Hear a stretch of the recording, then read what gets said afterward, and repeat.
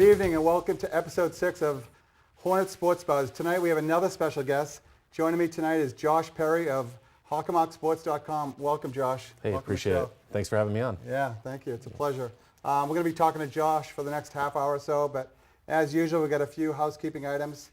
We're broadcasting this tonight, Tuesday, October 30th, which those of you sports fans know it's postseason time. Just a quick update of where Mansfield is. The football team's already played its first playoff game, the number 1 seed in Division II South. They beat Bridgewater Raynham last Friday night, and they're playing this Friday night. We'll give you the update of who they're playing the next episode, which will be aired in a couple days. The golf team, as we mentioned last week, won the Hockomock League Meet Championships. Nate Morial, who was voted, thanks to Hawk Sports, the Athlete of the Week, which we'll talk about. Nate's a sophomore. The team won the championship, which might be the first time in a while. They had the state divisional meet. They didn't qualify as a team.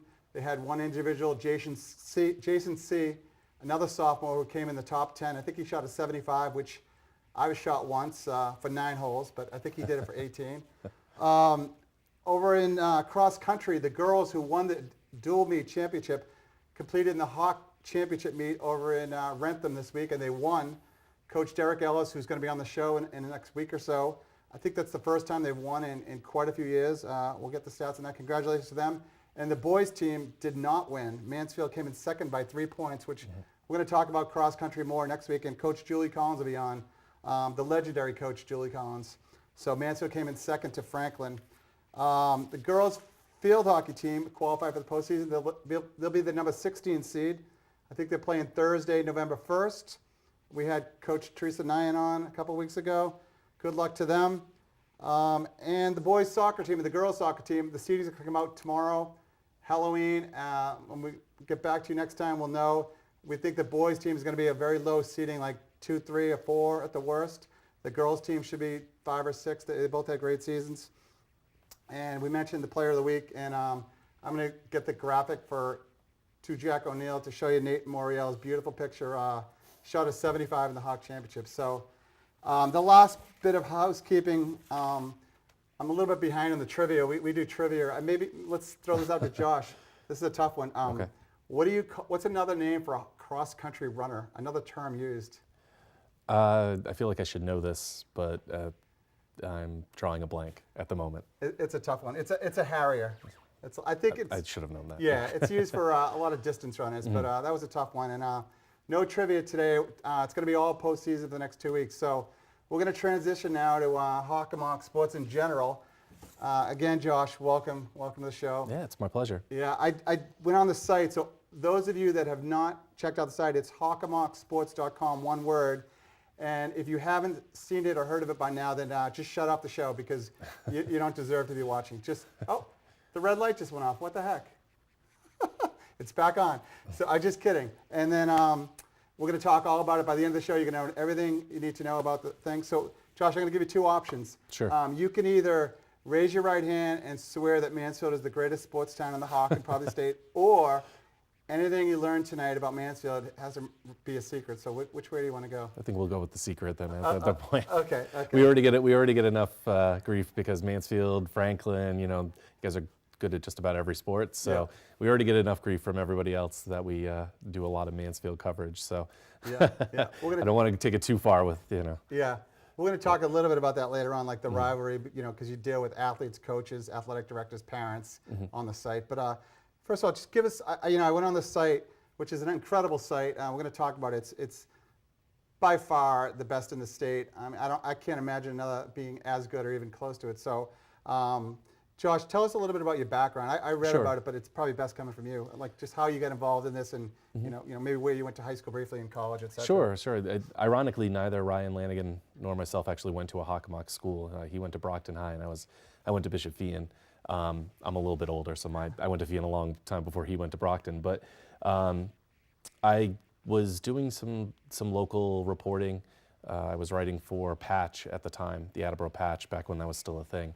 And I was writing for them, covering a lot of sports and covering a lot of Attleboro sports. Ryan saw me on the site and asked if he was also writing for Patch. He was writing for Stoughton at the time. And he asked me if I wanted to help out and wanted to jump in. And I had worked previously for AACS, which is the Attleboro cable station, doing sports production for them as well. So I had a real background in covering, the area teams, Hockomock area teams, and I grew up in Attleboro, so I've obviously been involved and following the teams for a long time. And I jumped in, and that was about 6-7 years ago, I think 2011-ish. That's what the website says. And, so Ryan was the founder, it says. So how soon after he got the ball rolling did you kind of join him? Like, was it Wasn't weeks? long. Wasn't long? No, it was within a couple of months. I think he had started it off, I think Thanksgiving football, sometime around there, was when he had originally kicked it off. And then I jumped in during the basketball season. It was near the end of that. When the next football season rolled around, he asked me if I wanted to jump in as managing editor, and I said sure. So it's a lot of fun, and the site has. When I started and when I was jumping in as managing editor, I think the site, was drawing a few thousand page views, and this last school year we were up over 4 million page views for the year. Wow. I saw 354,000 per month. So right. I guess doing the math, it is over 4 million. I mean, wow. it's just growing leaps and bounds, and it grows every year, and we're drawing a lot of interest from the kids, from parents, from alumni, teachers. So it's great to see how far it's come in over the 6-7 years that we've been involved with it. Yeah, and we'll get into more later. I'd like to talk briefly about the advertising because ultimately that pays the bills, although it's been a labor of love, obviously, from the beginning. It really has. A lot of labor. It has. I mean, I think people forget sometimes that it is just Ryan and I. We've occasionally had student reporters who have been a great help to us, and if there are students out there who would be interested in writing for us, our contact information is on the site. We're always looking for kids to get involved. It's a great way to get published. But yeah, people I think forget that it is just the two of us sometimes when they're like, how come you didn't go to all these different games? Yeah. Like, we'd love to get to all of the games if we could. But in the end, we can only go to, for instance, Friday nights, we can only get to 2. So yeah, it's a lot of work, but yeah, it's a lot of fun too. Yeah, so I was surprised when you said 1,000 views in the beginning, but anytime somebody goes on the site, they're going to click through 5, 6, 10, 12, 15 times, per site. So any growing pains from, like, say it was Thanksgiving 2011, the first weeks, months, year, like at any point did you and Ryan think, like, we just can't do it, we're too busy, we have day jobs, it's money coming out of our pocket. Sure. Who the heck is looking at this? Did you guys ever come to that point? I think, hopefully not. Well, yeah, no, I think for sure for both of us, it's been tough. I mean, again, like you mentioned, both having day jobs, trying to get out to stuff. When you're trying to grow the site too, and people don't really know who you are, whether that's from athletic directors just not knowing us or coaches, we really rely on them to provide us with a lot of the information on a day-to-day basis. So, certainly there were times where it's more difficult than others. But no, I don't think it ever got to a point where we were going to say, all right, we're going to step aside and that's it for the site. There are a lot of challenges with hosting a website and running a website on a day-to-day basis, which, are more frustrating than anything else. But, again, we manage and we deal with it, and, we both enjoy it. So coming home from work and spending an hour or two on the site to update schedules or make sure that the standings are correct, things like that. Honestly, at this point, I would find it weird if I didn't do that. Summers are sort of strange. You have that summer off, and it's weird not having that to come home to and work on every night. So, at this point, it's just sort of part of the daily routine. That's great. And those geeks of us that I especially my friends that have looked at the site for a number of years, because my oldest is like a year out of college, so I've been looking at it since then. And I think a lot of parents and kind of follow all the kids in high school, and then they still follow it afterwards. But tell us a little bit about your affiliation. I'm curious about ESPN Boston, because when I first started looking at it, you guys kind of co-wrote some articles, or they took your stuff and used it. Can you tell us about ESPN Boston? Well, when we were first starting out, we were doing a lot of freelance work with ESPN Boston. I was doing a lot of their soccer coverage. I was pretty much doing all of their soccer coverage in the falls, but Ryan and I both did a lot of basketball and hockey for them. I did a lot of lacrosse in the spring. Most of the time, the stories would be different because you can't, you're not going to publish the same story in both places. But it was a good way to get paid for some of the games that we were going to. So, for instance, if there was a Mansfield basketball game or a Mansfield football game, I could get paid by ESPN Boston to be there, write a story for them, and also write a story for the site. So in some respects, it was double the work because I was writing 2 stories. But it was nice. It was good to get a little of extra freelance income for it as well. So while the site wasn't really affiliated with ESPN Boston, just Ryan and I were. Although Ryan will be the first to say Brendan Hall, who used to be the editor at ESPN Boston, was one of the people that suggested starting a site like this. So he gave Ryan the idea, and Ryan really took it and ran with it.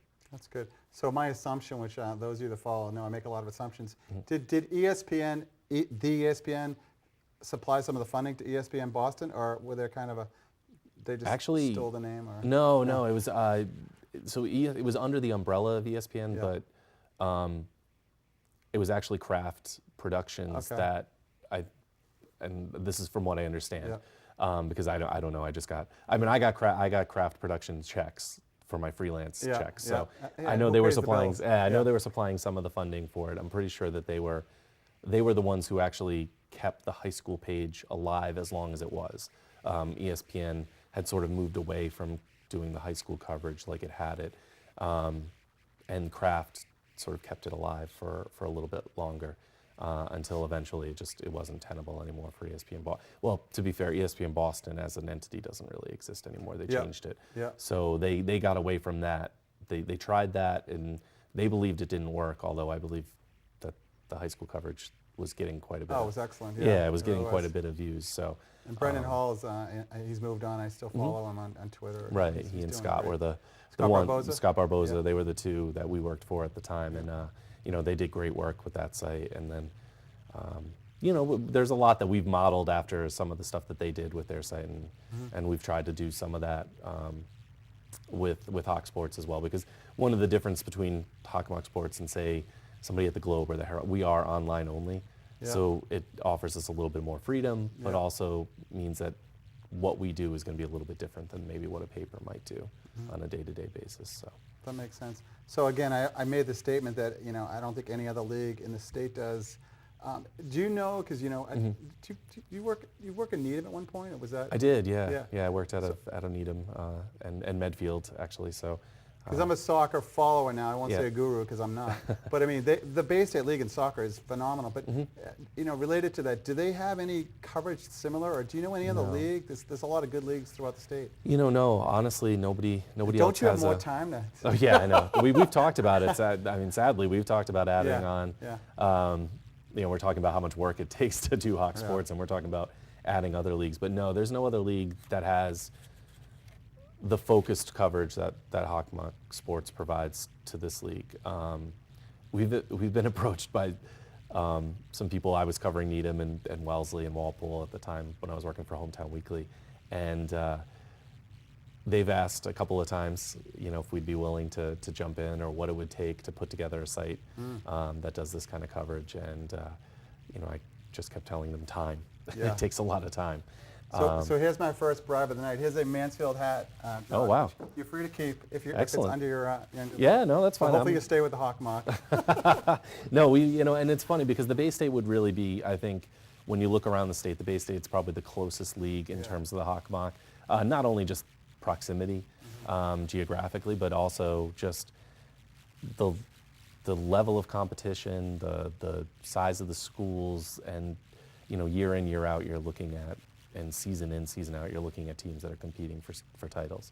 Not just in soccer, in no, and sports, across the board, and I think that's the one thing that the Hockomock League provides that just about no other league can provide is you're always talking about the possibility of a team making a run, and state championships are always a possibility. So and we're going to get to that in a little bit. So those of you that are good at multitasking, which I'm not, hopefully you've gone onto the site now, HockomockSports.com, which I'm paid to say it. I'm going to get the hat back in a few minutes. But if you go across the top of the menu, there's the home page, There's the blog. We're going to talk briefly about a few of them. Schedules, standings are self-explanatory.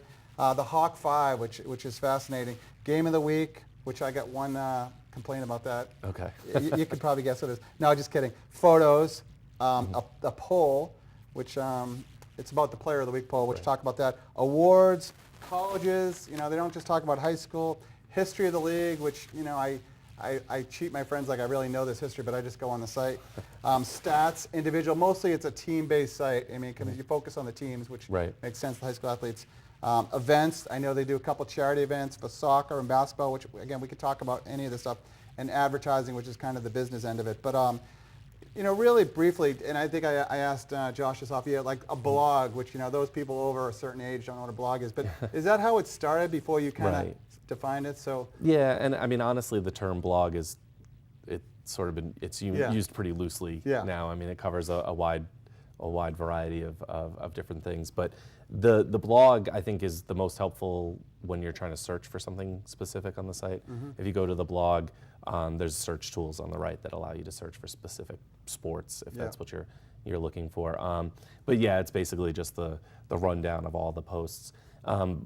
We switched over from Weebly to WordPress in terms of our CMS for the site on the back end of the site, the stuff that people don't see.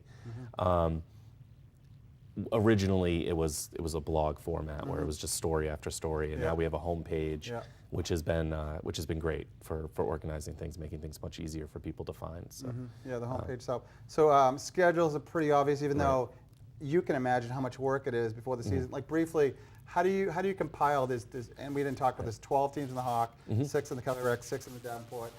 Multiple sports in the fall, winter, and spring. And then how do you get the schedules? Do you just say, let me look at 14 different sources? How do you well, most of them now, gratefully, are posted on the MIAA site. So the MIAA site will have each of the teams, their schedules. Some of them we have to take, for instance, Mansfield, usually we take from the Mansfield High page. And then, usually the ADs will supply it one way or the other, whether it's through a link or whether it's through PDFs that they send over to Ryan.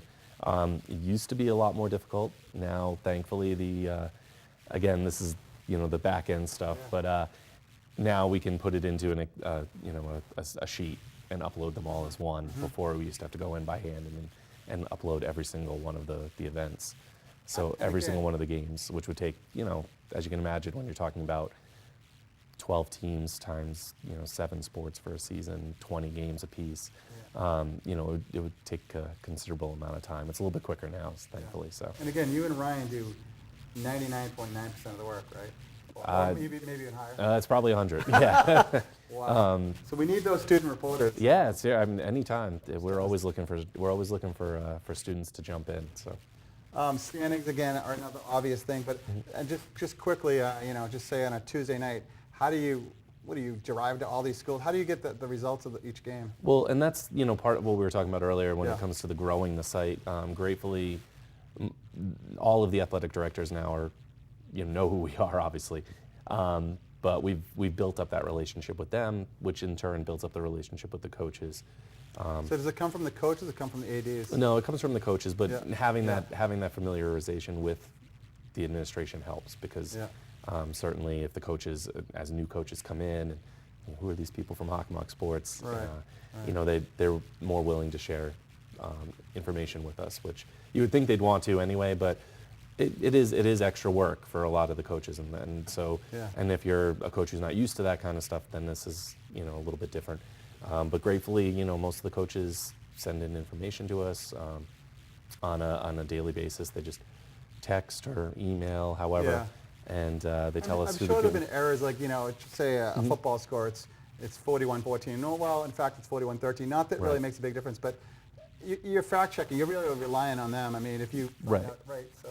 Well, I mean, gratefully football, almost everybody's on Twitter at this point, so we can get the score usually for football that way. It's more of a that random volleyball match in the middle of the season where we might have it at 3-0 and it turns out it was 3-1. We rely a lot on the coaches to provide that information. Certainly, that's where we get all the names on our scoreboard every day.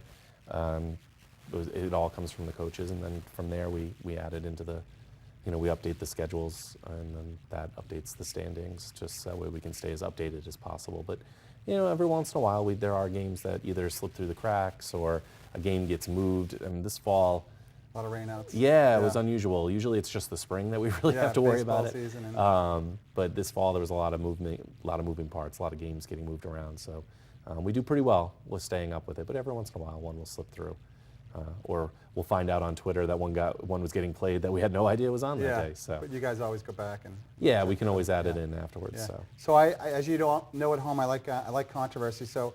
Let's talk about the Hawk 5 because sure. How come every Mansfield team is not number one in every sport? I find that hard.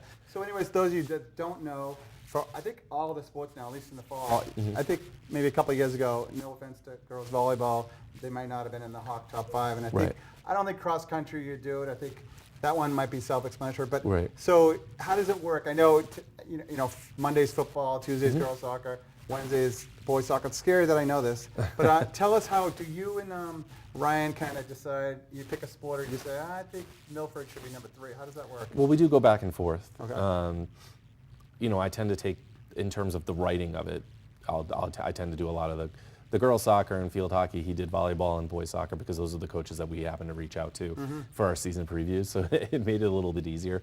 And then it just, because it starts there, it tends to just go through the season.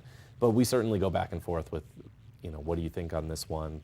Who do you think should be number 1 on this? Because, when you have situations like field hockey, for instance, Foxborough and KP have the same record. KP was our number 1 pretty much all season. They lose to Foxborough. I'm like, well, I'm going to keep KP at number 1. Yeah, that makes sense. So, so we can go back and forth. So it's a subjective thing. Oh, of course, of course. I mean, in the end, it's Ryan and I, looking at the standings, looking at the schedules, and sort of making our best judgment.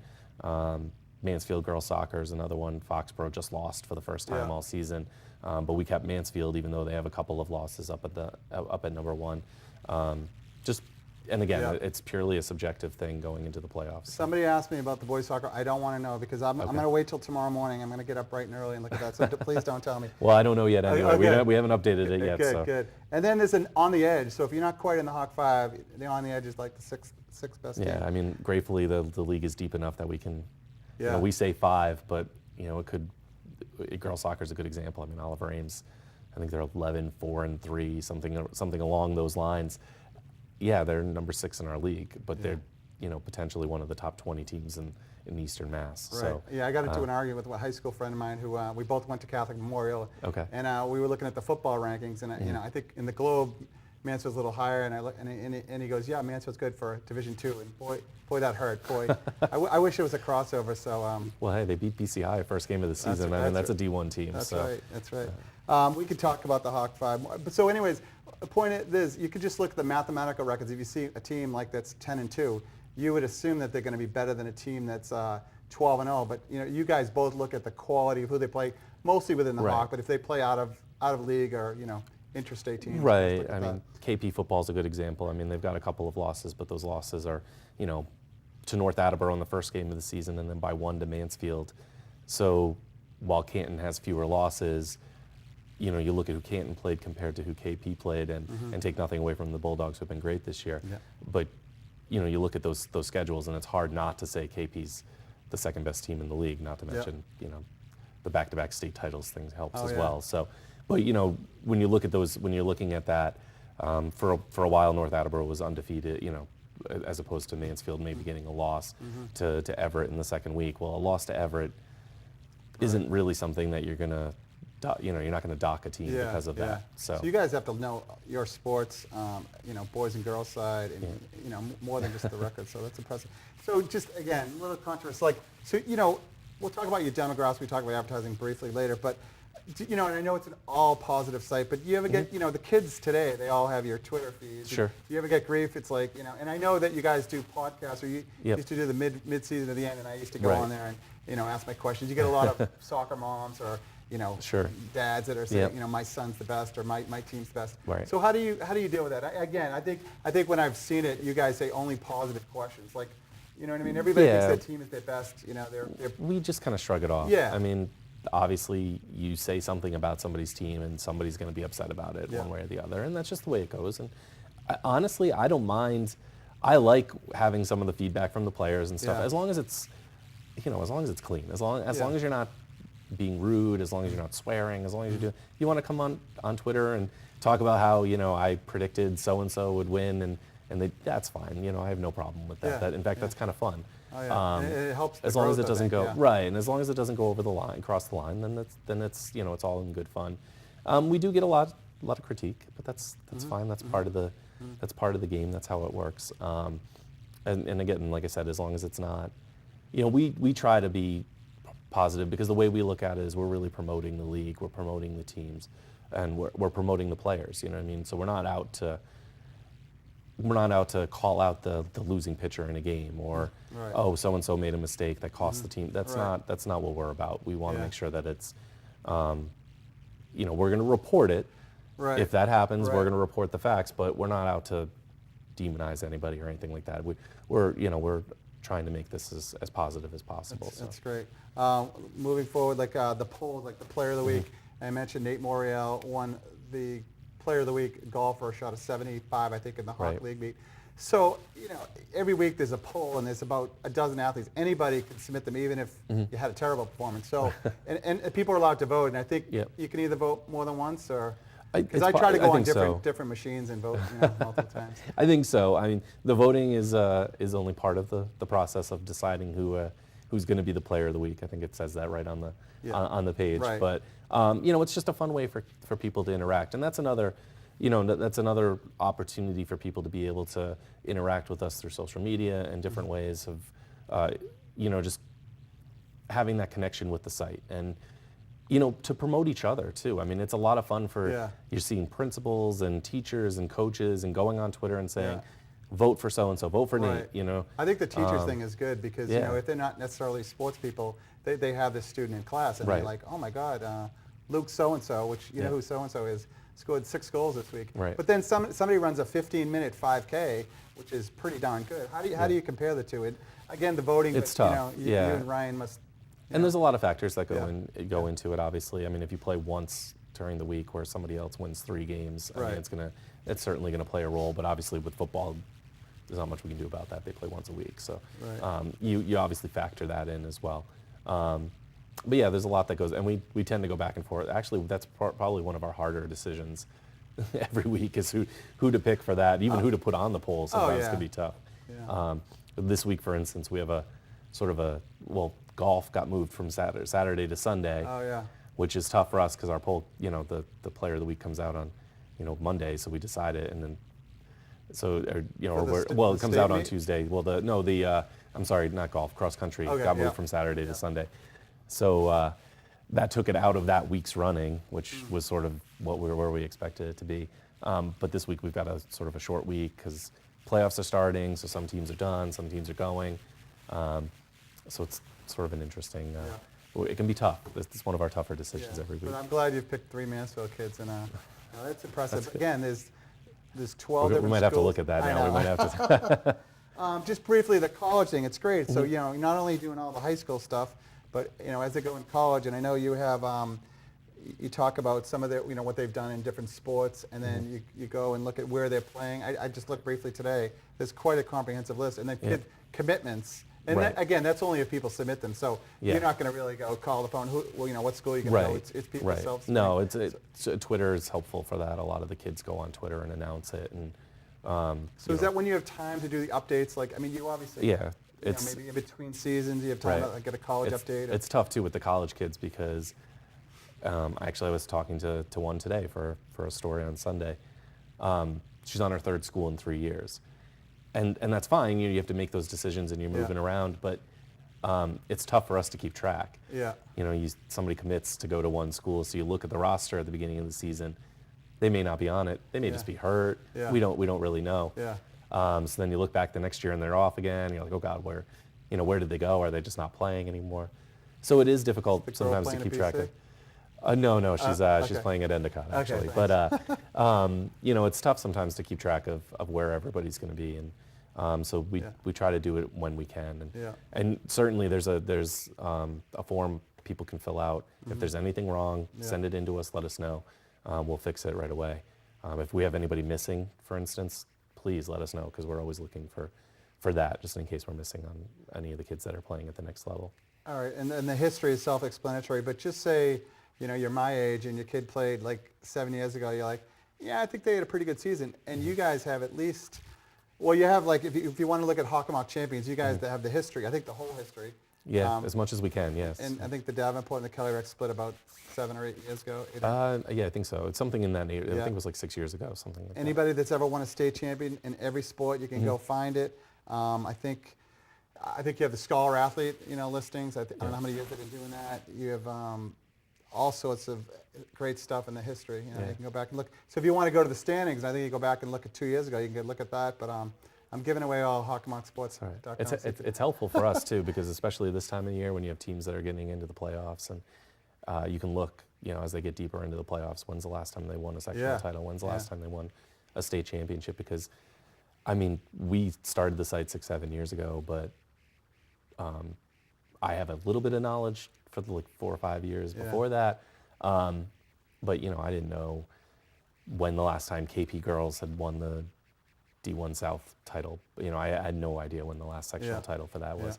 And sometimes you have a new athletic director or new coaches, they may not know. So, it's good to have that record of it. And we've gotten a lot of help from some of the coaches that have been around for a while to sort of fill in some of the gaps that we had, especially like league champions, things like that. That's great. As you can tell, talking to Josh tonight, he knows a lot of the stuff, obviously off the top of his head, because the historical stuff. But knowing how Mansfield girls soccer did, and KP girls soccer, and Mansfield football, and Stoughton High volleyball, it's pretty impressive.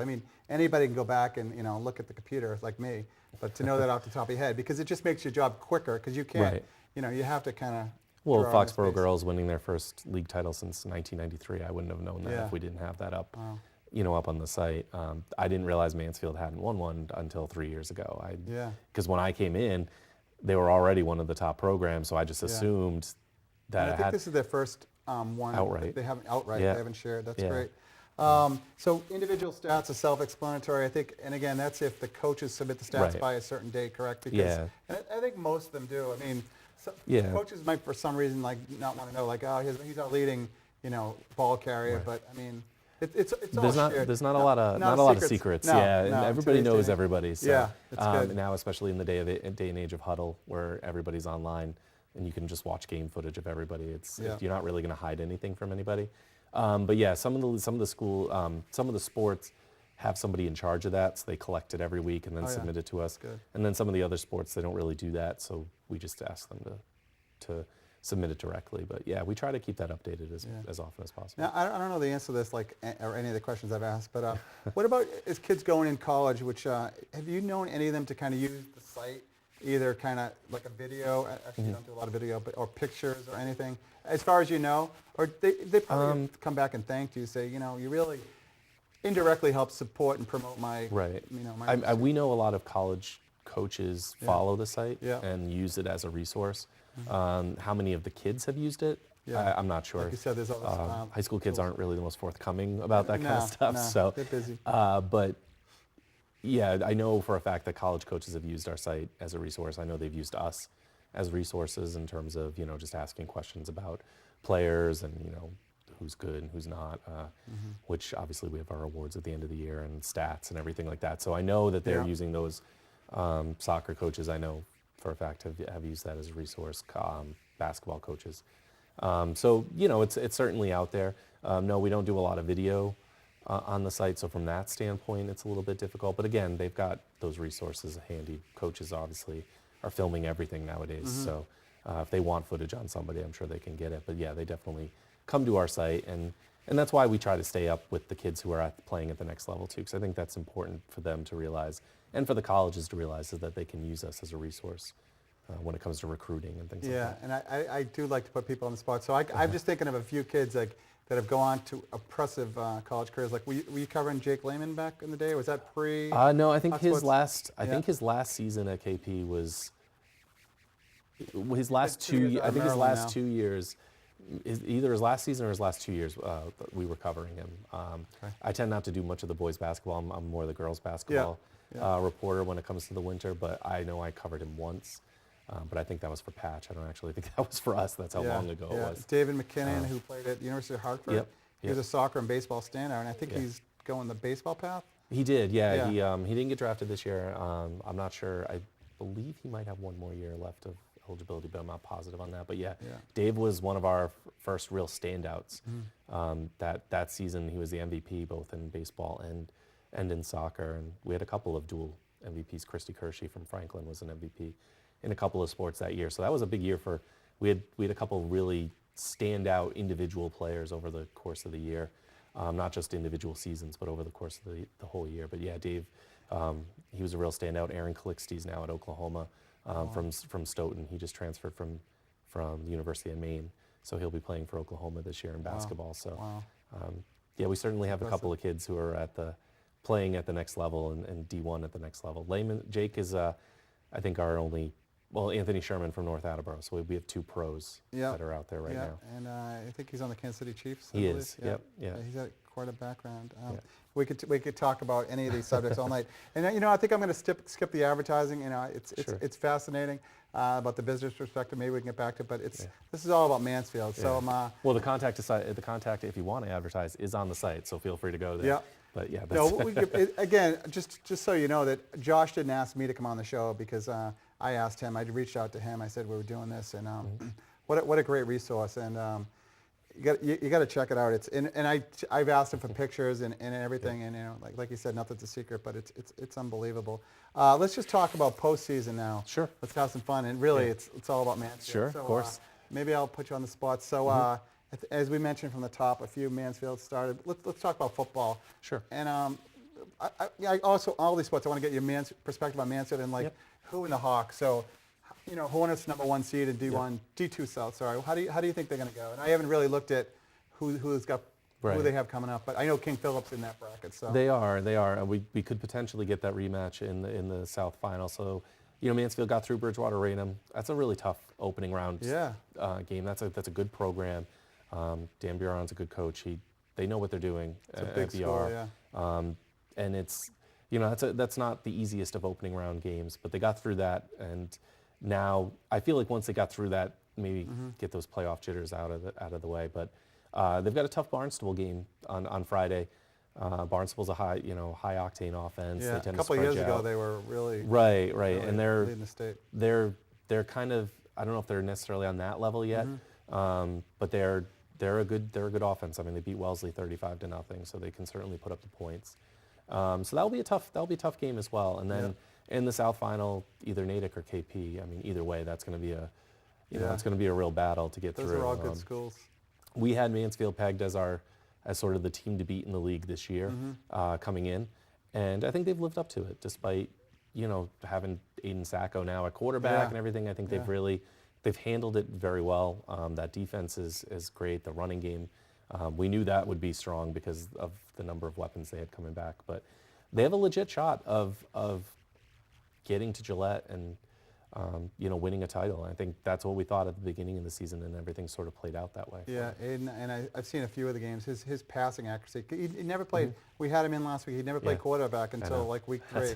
He's done a great remarkable job. how he's stepped right in, and they really haven't missed a beat. And I think that's a credit to his ability to jump into that spot. Yeah, and we had Coach Redding on. So we're not going to talk about every team, but obviously King Philip and Mansfield, if they meet in the final, that's the only time they would beat. Or could they meet in the semis?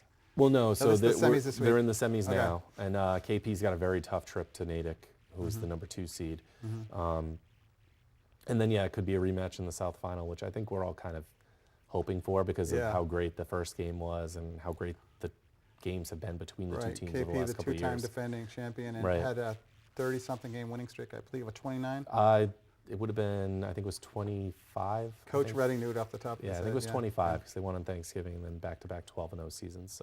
So there's a lot of Hawk teams still alive in football, but besides we talked about King Philip Mansfield, which other team do you think might go the furthest besides those two? Well, I mean, I think it's hard to say because we've got 5 teams that are in that in different divisions, all in the semifinals.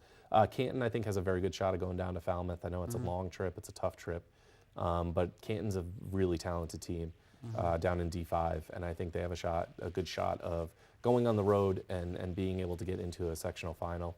Falmouth's the top seed, and they're a good team. But I think Canton's got the talent to do it. And, Canton, as one of their players was telling me after their game on Friday night, they were 4 points away from being the top seed until they lost to North Attleboro. Yeah. So, I mean, to say they're the 4 seed is sort of, it maybe diminishes what they did in the regular season, because they were 6-1 going into the playoffs. And Coach Redding briefly explained how the rating system works, getting in. If you beat a team a higher division, you get more points. Or even if you lose to them, you still get the bonus point. Yeah, you still get the bonus points for that. And North Attleboro's playing Duxbury this week. Not to put Franklin away, but Franklin's playing Xaverian, and that we all know that that's a real uphill battle for them. North Attleboro on the road at Duxbury, that's going to be another tough one. I think Mansfield has the best shot of getting to a sectional final. I think everybody else has some really tough road trips to try to get through. Not that they can't do it. I think all of them will be competitive. But Mansfield being at home, I think certainly has the the advantage of the home field, and that will certainly help. So you can imagine how tough this is. I mean, just say you're a football expert at home, and just speaking to Josh's depth, but field hockey, and I think you said you covered a couple of sports, but I think Mansfield's the number 16 seed, which is tough. I think they might be 20-something seeds, and we had Coach Teresa Nyan. She's been a coach for a long time. Right. She's a Hall of Fame athlete in field hockey basketball. I don't know if you knew that. But she played she's college. She doesn't brag, but we had actually for field hockey, our coaching up and coming into the season, we had a lot of coaches who had great backgrounds, great careers themselves as players too. Teresa being one of them. I think they opened the season. I think they opened the playoffs with Durfee. If I'm number 17. I'm almost positive that they get the home game against Durfee on Thursday, which is great. If they win, they have to go on the road to the number 1 seed, so they go to take on Walpole. Yeah. If they win, obviously we'd like to see our teams have a shot at taking on the number 1 seed. So certainly. They've had good success against King Philip, which I think is a high seed. Yeah, KP's the 3 seed Yeah. going into and for some reason Mansfield seems to have their number Yeah. over the last couple of seasons. Coach Nyan explained Pretty much why, the only team. I didn't understand her. Yeah, they're pretty much the only team that's had any success against KP the last couple of seasons. But so if Mansfield can win, they get the number 1 seed, which is obviously a tough trip, but you're gonna have to go through a team like Walpole anyway. So if you're gonna try to win a South Sider, you're gonna have to go through. What's their team name? They call themselves the Porkers. They're the right? Porkers. Yeah. They're the Walpole Rebels, but that's kind of a the field hockey name. team is called the Porkers. It's an old expression for field hockey players. A lot of tradition there. Because it's something like when it's an English term. Yeah. Because they bend over with the sticks. Yeah. It's something related to. Yeah. Anyway, I used to cover Walpole, so I was Do you supposed to know understand that. field hockey? Because Coach Nyan explained it to me, and I'd like to think that I understand a little bit about it, but certainly not you can't anywhere touch the ball, near. you can't shield the ball. Yeah, you Only have to. right-handed. You have to give half the ball to the defender, otherwise that's the penalty. So you can't shield the ball away like you would in soccer or another sport. Beyond that, no, I'm not super fluent in the rules, but I know some of them, and I know Mansfield has a good. I mean, Mansfield definitely has a good shot of winning their opening playoff game. Yeah. And then from there, it's they've taken on good teams all season, so it's they certainly have a shot. We'll see. Okay. Cross country, was it you or Ryan that was at the cross country meet? It was me, yeah. Okay, yeah. And that's the first time in a while I've missed. My middle son used to run cross country, and I was away this past weekend, but that's a great meet. And I don't know if you know Coach Julie Collins. Well, let's talk about the boys first. They lost by 3 points. 3, yeah. You obviously understand the scoring of that, I'm sure, as well. Honestly, I'm not. I was never much of a runner. Yeah, the top 5 runners score. So Franklin won by 3 points. So their 5th runner got in a little bit before Mansfield's 5th. Yeah, and they had they finished 2nd and 3rd, which always helps as well. So they were right behind Mike Griffin of KP. Yeah. But yeah, it came right down to the wire on that, and then of course there was a mix-up with the computer on site, so there weren't results right away. Yeah, I was away, and I'm like, the 3rd Franklin runner wasn't recorded, or the 2nd Franklin runner that came in 3rd wasn't recorded. So originally there was some confusion as to who actually won. Mansfield won. Yeah, well, exactly. So then they realized, oh wait, he finished 3rd, so that changed things considerably. So, but yeah, no, Franklin, it was a great meet. I mean, that's a great place to have a meet. Yeah, it's great for the spectators. I yeah, don't you know can if the see the runners whole like it thing. because it's a lot of loops, so they might get a little dizzy. But spectators, you see them 5, 6, 7 times. Right. And if you're covering it, and the Yeah, photos are great. yeah, it's great because they come by a couple of times Yeah. and you know exactly where the finish is, which is Yeah. great. So I can stand right there. And some of the kids near the back of the pack, maybe not in the hockey, but there's some of them are suffering the agony of defeat. Yeah, yeah. It's tough. Well, I mean, was it muddy there? Because I know it wasn't Saturday- as bad as I thought it would Yeah, be. okay. Apparently, it drains pretty well. I was talking with the Milford AD, Pete Boucher, who's used to be the Oh, yeah. KP cross country coach. He ran himself, back KP years ago. But so I was asking him about the course, and because I expected it to be, kind of treacherous, to be honest. But it drained really well. It was actually not dry, but it wasn't as muddy as I thought it was going to be. I thought it was going to be more of like a steeplechase type of race, where going through puddles and all that kind of stuff. Yeah, But it wasn't. yeah. It wasn't bad at all. That's good. Again, we could talk about any of these for lengths of time. Volleyball, I don't think, unfortunately, I think that's the one sport Mansfield did not qualify for the postseason. But and you tell me, who's the top team? There's a bunch of teams that are really good records. Yeah, I think Franklin's the top team Okay. and has been all season. They finished undefeated in the regular season. So certainly they're the top team going into the playoffs. A state title might be a little bit hard for the Panthers this year because, of course, Barnstable still is D1. Are they good? And Yeah. Barnstable has been, the perennial power in volleyball, girls volleyball, for going back to when I was in high school. So it's been quite a while. Wow. But Canton is another team that they won the Davenport division. They had some very impressive wins during the regular season. They've got a good shot in D2 Central. I think it's just Central, the Franklin Central West. Okay. Volleyball has different Yeah. brackets. It's not just North, South, Central, West. Okay. So and Stoughton, I think, can probably win a couple of matches in volleyball as well. So we've got a couple of teams that are have the possibility of being able to make a run. So That's good. So you probably know one of our trivia questions a few weeks ago was, the player that's allowed to freely substitute, that's not to help. the libero. The libero. I got to look that up right now. That's good. Yeah. So and Ryan actually played volleyball when Oh, he was at Brockton. So Oh, he did. so yeah, he's the guy to ask whenever I have a question about Yeah. anything tactically, because I don't really, I'm just more of throw the ball up and hit it. Yeah, kind they of guy, keep but quite a bit of stats: digs, kills, blocks, yep. aces. And every coach sort of records things a little bit differently, Yeah, which is yeah. it's sort of can be a source of frustration for some of the coaches. We just take whatever the coaches send us, but that it's always fun to talk to some of the coaches about the different stats and how they're recorded over the course of the season. So, Yeah, it's nice to get consistency.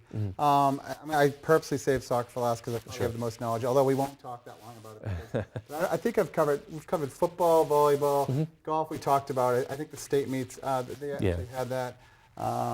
Cross country, the state meets coming up. I think we've covered soccer. You mentioned Right. girls soccer. Let's talk about boys soccer. Sure.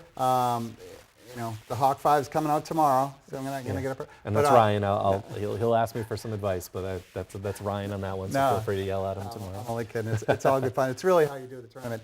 I know the teams. The Davenport, and this is my opinion, but to me, the Davenport was the stronger division this year. I think so. I think it played out Maybe that way. maybe top to bottom or top to middle. Yeah, there was more. It's certainly, I think, a more depth in the Davenport, more consistency from the teams. I mean, it was a battle right down to the end, and I haven't gotten to see them this year. Occasional video clips that got posted online, but Milford was definitely the team to beat. And his nickname is Wally, and I apologize for De Wallace Oliveira. and D'Oliveira. Yeah, how it looks, I believe that's, Yeah. and I apologize if that's not exactly how his name is. Nobody from pronounced, Mansfield. but Never mind. That's anybody from Milford. fair enough. Fair enough. He was great this year. Yeah. For He's only a Milford. junior, right? He is. Yeah. He is. And they were really a standout team this year, and I think they have the possibility of making some noise in They're the in postseason. D2 South, correct? Yes. Milford. Yeah. Yep. And along with Foxborough and OA, who I think all have shots Yeah. at making a run.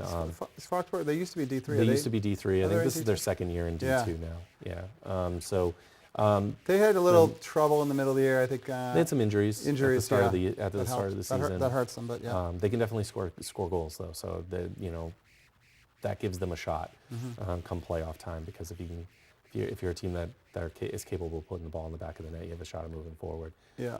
D1 is always it's always going to be a war, because there's no easy games. There's like in D1 four South. or five Bay State teams, which I know you have a Right. history of Needham, Yeah. Midfield, Wellesley. Right. And I know they're good. Even, Mansfield unfortunately got knocked out. I don't know why he knocked out by Braintree last year. And Yeah. Braintree was like just above 500, and they beat Mansfield 1-0 boys. What do you? So my son just graduated last year. I personally was surprised how well Mansfield did this year. I think so. I knew OA graduated a ton of kids, but I mean Mansfield ran the table in the Hawk. And Yeah. so I mean, it were you was a surprised? little bit surprising, I Yeah. think, because when you lose as many kids as they did from last year's team, that Yeah. we know this is a program that tends to reload, Yeah. not rebuild necessarily. But it's going to be hard to bring all those new faces in and have them gel right away. But credit to Coach Sheridan, they did. Right from the start, they were playing Mansfield style. They were playing what works well. Defense. A lot of set pieces, and they were really successful with it. And they started off on fire, and it really continued through the course of the regular season. I know they lost to Brockton to close out the regular season, in what I think is a sort of a good test for what the playoffs are going to bring. They're a quick team. A lot of individual skilled players at Brockton. And they that's- won it all last year, Division I. Right, and that's the thing. When you go into D1, as you mentioned, the Bay State Conference, whether it's Braintree or Needham, Wellesley, it's going to be a team, Natick, it's going to be a team that may have a couple of losses and, may have a lower seed than maybe you would expect. But they can always make a run. And, you've obviously got the teams like BC High and teams like that come out of the Catholic Conference that are usually pretty strong as well. It's Weymouth is always, is usually a decent team. Yeah. I mean, you've got a lot of teams that you're going to have to try to go through to get, but if you can be solid at the back, which Mansfield is. And their keeper's outstanding. Yeah, And they have two good keepers. And I think that makes a huge difference Yeah. come playoff time. Yeah. And that's the kind of stuff that they rely on. But that's the kind of stuff you can build a playoff run in. Yeah, and just quickly on the boys' side, I know Franklin came on strong. They qualify. They look good. I think they have kind of an experience here. But OA, they graduated like 20-something seniors, Right. and they won. They came in runner-ups to Division II state last year. Yes. And then I think 3 years ago they won it all. So I was surprised that they were able to compete as Yeah. well as they did. We just kind of know that they're just their one of those coach is programs now. phenomenal, But John Barada has done a great job Yeah. with the program, and we know he's going to tell us every year that they're not going to be very good at all. But we know that he's not Sandbagging. necessarily. He's not necessarily being honest when it comes to that. No, they're a very strong team as well, and I think the fact that they're going to be in D2. Not that D2 is a pushover by any stretch of the imagination. A lot of good teams there as well. But when you play a lot of D1 teams in the build up to it, I think it will certainly help them. But no, they're a very good team, and they've been one of our most consistent programs, I think, year in, year out. Yeah. And their Over history the last 5-6 years or so. Yeah, and they used to be in the Davenport up until 3 years ago. So Right, they right. transitioned over. Yeah, very nicely. they were one of their teams that had no problem making Yeah, the switch. yeah. They jumped right into the Kelly Rex. I think in football, Mansfield and I think North would say they really wanted to play each other. Yeah. Football. But as far as girls soccer, and I think there might be, there might be more quality teams, like high quality teams from 1 through 6, like Mansfield, Franklin, Foxborough, Right. North Attleboro, Oliver Ames, and Yep. it might be. I mean, It's- you covered more of the girls games. You covered Yeah. both. Yeah. I tend to cover more of the girls' games for us, and I would say that it's one of our sports that we're the deepest at. I would say girls soccer and maybe softball are probably our deepest sports Yeah. overall. But when I look at it, D1 South for girls soccer, regardless of gender, regardless of sport, this is the toughest bracket in the state tournament year in, year out. Did Kevin Smith pay you to say that? He didn't have to. And this goes back to when I was working at ESPN Yeah. Boston too, and I used to cover all these teams, and our top 20 would, I'm putting it out every week, and it wasn't biased. It was just these teams are really good. I mean, from top to bottom, Feehan, Newton South, Natick, Weymouth, Mansfield, all the Hawk teams that we It's been the just same mentioned. teams for a bunch of years. I mean, it's incredible how deep it is that a team like Oliver Ames or a team like KP will go into the playoffs 3-4 losses, and they're going to end up as a 13-14 seed. The big disadvantage that the Hawk has is that we send so many teams in that have really beat up on each other all year long. Yeah. They end up playing each other in the first round of the playoffs, as Mansfield has run into KP a couple of times. Yeah. And that makes it really tough for us because these are teams that I really think can have a shot at making a run, and if things fall their way, could go deep in the tournament, and then they end up having to play each other and Yeah. sort of, knocking each other out. And Mansfield certainly has the depth, certainly has the talent to make a run. And This senior loaded. oh, definitely. This has There's been 19 seniors, I think, on the roster this and year. A lot of them been starting since sophomore year. So what do you? And again, it's hard to make any predictions, even though I try to make them on the show, and I'm 0 for 11. But it's hard. Like if you just say you're a 6 seed and you play an 11 or 12. I mean, what do you think Mansfield has to do maybe to get over the hump? I mean, that's kind of a tough question. I mean, I think. Maybe just keep doing what they're doing? Or? Yeah, I think part of the problem is not knowing the matchup yet. Yeah. It's really hard to say because you go in and they honestly, I was talking with Kevin last week after they played KP, and at that point, going into that game, they were basically a coin flip away from having KP or Oliver Ames in the first round again, and that's okay. You can look back and say, okay, well they beat OA 4-1, so they should be able to handle them in the playoffs. But when you're playing a team for a third time, a team that you already have no secrets against, and they might have had. They might be the two best offensive players in the state. Well, and if you go up against Chloe KP and and Avery Schmeed right, exactly, are two yeah. of the best. Yeah, I mean, you're looking at Chloe supposedly is having she maybe isn't quite at the same level she was at last year, and she's still, I think, second or third in the league in points. They could end up with a North Attleboro and have to play Ashlyn Gallen, who's the league's leading scorer in the first round, and you can't really. It's hard because you want to say, oh well, Mansfield should be able to make a deep run, but you don't know who they're going to get matched up with. I think Mansfield certainly has the capability of doing what KP did last year and making a run to a South title. It's certainly not going to be easy, no matter who they have to go through. I mean, you're looking at Hingham, Marshfield, Whitman Hanson. I mean, just the really top to bottom, 1 to 16. They played Danvers. 18. I think Danvers, they were D3 state champions last year, I think, or D2 state champions last year.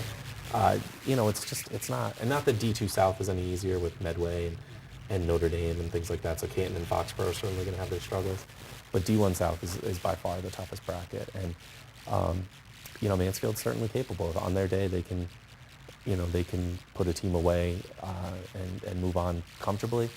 They're also a team that can play strong in the defense. That center back pairing of Emily Vigin and Michaela Mon has been outstanding. Yeah. Michaela might be the most underrated defender in the league. Yeah. And has been for the last couple of years. Emily's deadly with those direct kicks from 45 yards out. And she's been fantastic at really marshalling the back line. Yeah. Last year they had Taylor Smith that came in. Right. The transfer, she's going to D1. Going to a D1 program. Because She's going to Mansfield's Minnesota. the best town, that's why. Well, of course. I think that's exactly what she said. But I think Emily doesn't get maybe necessarily the credit that she deserves to for them being one of the best defensive teams out there. So, they certainly are capable. Yeah, it's credit to you and Ryan for noticing this because again, we're going to wrap this up very soon because we didn't talk about picking the awards at the end of the year. Like, it's easy to say, like you mentioned, Wally Day Oliveira, he's got 20-something goals, and the kid from Foxwood, Dylan Barrera, and Luke Savoy. It's the first time we mentioned him. Yeah, it's one of my favorites. But the defenders, I won't mention the man. I mean, Sam Nugent, Ethan Brokaz. Just a plug for you guys. It's hard because when your defense gives out there's the Sharon goalie. I think he makes 20 stops a game. Right, I don't know if it's Ethan Cantor. Yes, I believe that's still. It's hard. He put on a show at our All-Star game a couple of years ago, and just even the guys on the bench who aren't sharing guys were jumping up, and so he's definitely capable of. Yeah. But it's hard sometimes because you might look at stats. There's not really defensive stats other than just team goals. So it's hard sometimes to judge. You don't just copy the Sun Chronicle All-Stars. I know that. No. Or the league. The league has official All-Stars, and you. Right. I mean, you look at these things, you know these things, but you kind of. Well, we do ours positionally. Yeah. So it makes it a little bit different than what the league does as well. So we do try to pick out, here are the 3 defenders or 4 defenders for our first team. Here's the midfield, and we do make it a formation that's actual. That an actual soccer team can put. Right? Yeah, we do our best 11. So. And then you have football, where every stud athlete is a quarterback, or a running back, or a D-back, or a linebacker. Shout out to Vinny Holmes.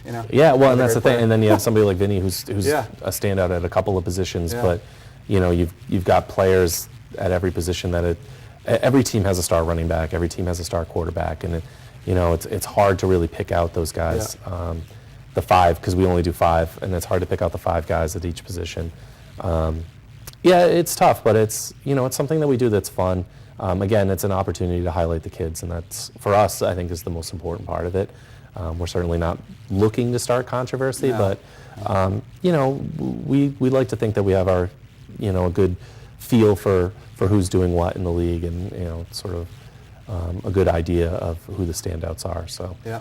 And you haven't, and again, Josh hasn't asked me to plug anything, but let's just, the charity All-Star game, I know you do it for basketball, but since we're in the fall, Yep, we do one for soccer as talk briefly well. about the soccer one. I mean, Yep. if you would. When, Sure. do you guys have it planned yet? I don't know that we have a date Okay. set. It's usually second week of November, because it's usually right around the time of sectional finals If for you're soccer. still alive, the kids You don't get- play 'cause Yeah. the So coaches don't want that. no, of course. In Yeah. the same way, it was the same with basketball too. If a team made it to the state final, they Like obviously weren't going to play. Franklin. And Foxborough girls, yeah. Oh, So yeah, we sorry, lost yeah. quite a bit Yeah. last year. So we do it at Attleboro High. We've sort of piggybacked off of Peter Pereira, the Attleboro coach, used to do Yeah. a Sun Chronicle one Yeah. that all the Mansfield people would probably remember. And so he was a natural. We were able to go up to Peter and say, hey, we'd like to do it, but you have it be from our site, which makes it nice because rather than being the Sun Chronicle coverage area, it's the Hockomock League, so it's a league-wide thing. All the All-Stars who are picked by the coaches are automatically involved in the game. I think that's only fair. It's an all-star game. Yeah. They should be involved. And how do you so. decide who's on the white, the blue team? We just go back and forth. Yeah, because we'll just pick the teams. Are you and Ryan? Yeah, we can just go Yeah, back and that's fun. so we'll have the lists and Yeah. we'll go back and forth. And the number one goal, nobody gets hurt because you have to Oh, of play. course. It's not like Yeah. NHL All-Star game, but you have to. No, nobody's trying. you want it to be fun. So Right. You want it, Yeah. Honestly, it's a showcase for the Yeah. kids, and Yeah. it's an opportunity for them to go out and just show off a Yeah. little bit. Yeah. Have fun, play soccer. This isn't regimented. You don't have to play a certain style. Go out and just show off your skills, and just have a good time. Try to score some goals, and in the end, it's all about just again another showcase for the players, and we've got a lot of talent in this league, so it's another opportunity for them to go out and show it. So look at the website HockomockSports.com. I think we've covered most of it. We could talk another while. So my takeaways is hopefully you can come back maybe in the spring. Sure. That'd be Of great. course, anytime. That'd be great. And then any student reporters out there, right, freshmen Yeah. through seniors, right? For sure, yeah. Yeah. Anybody who's interested in a career in journalism or just wants to help out, we'd certainly love to have anybody who'd be willing to come and help out on the What's the site. best way to contact you? You'll have to go through the website. I'm not actually sure Yeah. what our generic email is. You can always email me too. It's Josh Perry at HockomockSports.com or Ryan Lanigan at HockomockSports.com, and email us. And we would always be willing to have kids write for us. It's a great opportunity to get yourself published. Thank you. And what about podcasts? Again, we didn't talk about that, but if somebody wanted to listen to that, just go on the site. We post it every Thursday. It's Okay. our Game of the Week podcast. So Sorry. yeah, it'll be up on Thursday morning, and it's usually Thursdays and Fridays are the best days to listen to it because we're usually talking about that Friday night's games. So we do that every week, and actually have to record one of the segments tonight. Oh, Actually, man. so We gotta let 'em go. So no, we do that every week, and that's a lot of fun too. Thanks for joining me. Hey, of course, no problem. It's been great. I always tell Jack O'Neill it's going to be 30 minutes, but then I think it's been much longer, even though it's been enjoyable. But so that wraps it up for episode 6 of Hornets Sports Buzz. Contact me, Jack Cooney, at HornetsSportsBuzz.com. And if you want to see any special guests, like if you want to see Ryan Lanigan, we are going to have a special guest this Thursday.